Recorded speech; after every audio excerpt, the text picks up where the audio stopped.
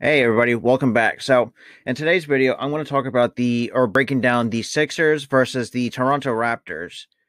So, obviously the Sixers fall to 20 and 11 for the first 31 games, and the Raptors improve their record to 16 and 15. Now, before we get started, I want to make if you guys like the content I'm putting out, make sure you hit that like button, hit the subscribe button down below, and I'll leave all like my if you want to follow my Twitter, I'll have that link down below as well. So now let's get right into it. So I thought it was a pretty decent game. So so far that Sixer they only lost by 7, so it was not as bad as people as most or who most Sixers fans would have thought, because at this before, like, Toronto is not the team that it once was. But it had Kawhi Leonard. I mean, Kawhi Leonard was the only. Well, yeah, Kawhi Leonard is the only person I know that is also helped carry that Toronto team. Now, the only person that gave the Sixers problems later in the game was Chris Boucher, and having you know for a tall as he is, and now having like a 43% not free throw 3-point shot percentage, like, that really hurt the Sixers. Like even with defenders on him, like, he's still shooting the three. Now, I'm definitely going to make a video in the coming week or during this week. So stay tuned for that. Make sure, like I said, make sure you subscribe to the channel and have that notification bell on. Now, to get into it, so obviously, Joel Embiid is pretty much your. I mean, it's ridiculous of how well he's playing in this season.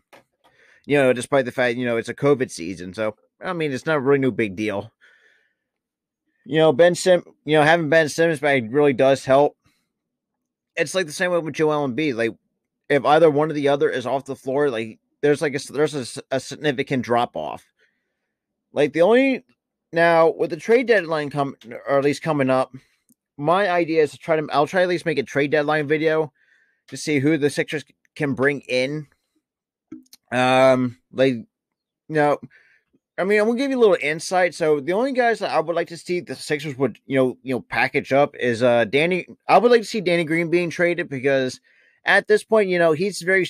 I mean, like most people would say, like, he is very streaky, and definitely get rid of Furkan Korkmaz. Like, he's mostly useless on the bench,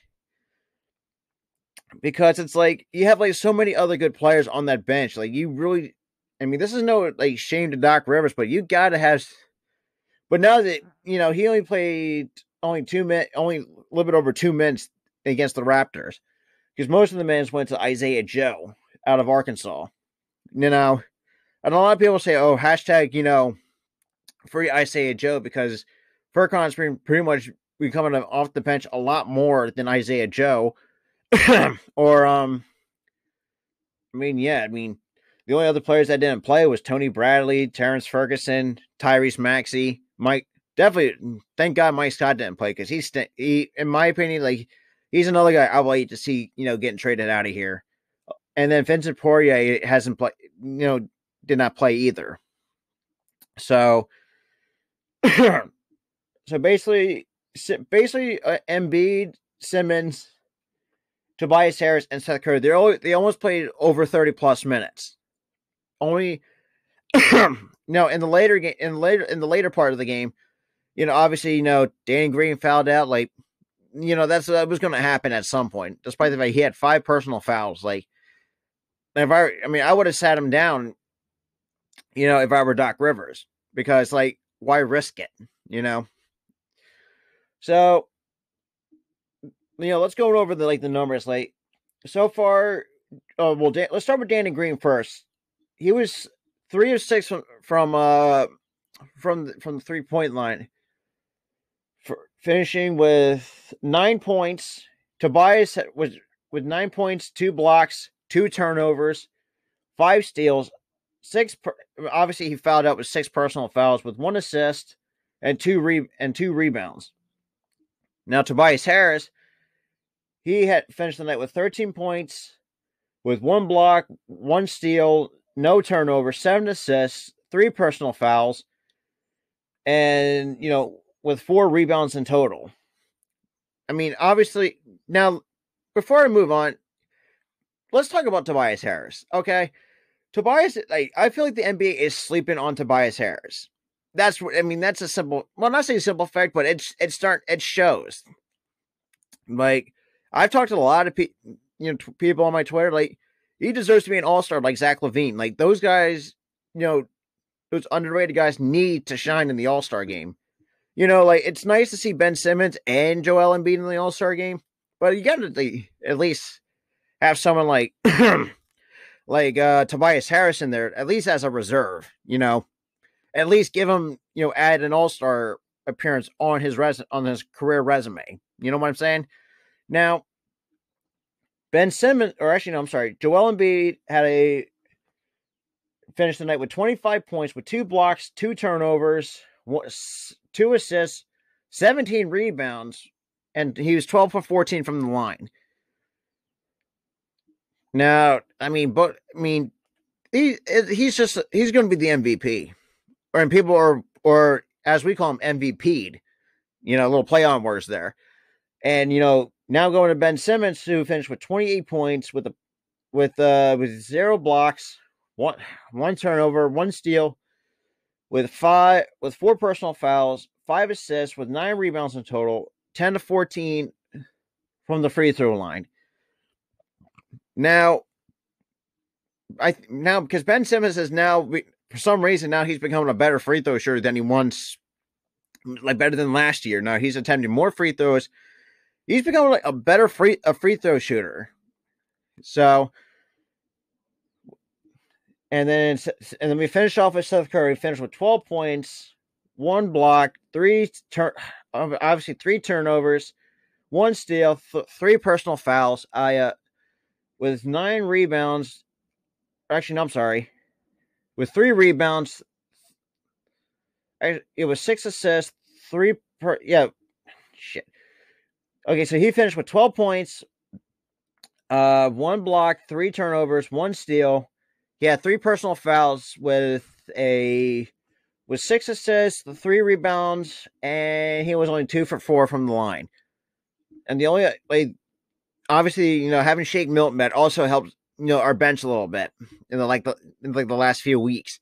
Not having them kind of really, it really made the bench a lot. It just made the bench horrible because he's pretty much the Lou Williams of this team. He's our better 6th man that we have, because he only played almost 30 minutes with finishing with 9 points, 0 blocks, 1 turnover, 0 steals, one personal foul, with 2 assists, 2 rebounds. Yeah, he was on a minute restriction, so you can't knock him from that. Matisse Thybulle, on the other hand, good defensive player overall, but the offense needs to show. So he finished the night with obviously 0 points, 0 blocks, 1 turnover, 0 steals, with 3 personal fouls, along with 1 rebound and an 0 for 1 from the 3-point line. That's, at this point, they say he's untouchable, but I feel like at some point in time they're going to wind up trading him somewhere and having a trade package for him. Dwight Howard, obviously, as much as I love Dwight Howard, the foul, and I think I must have mentioned in my other Sixers video that he's got to stop fouling. That's my biggest critique of Dwight Howard. He draws a lot. Well, he causes a lot of personal fouls, and that's what annoys me about Dwight Howard. I love the aggressiveness and the competitiveness. Now at least know where Joel Embiid gets that aggressiveness from. Now, even though I know the Sixers are not as good with Embiid off the floor, but I mean, you can also benefit from Dwight Howard with his offensive rebounding skills. Like one game, like you can grab like a rebound, like one rebound per minute and play.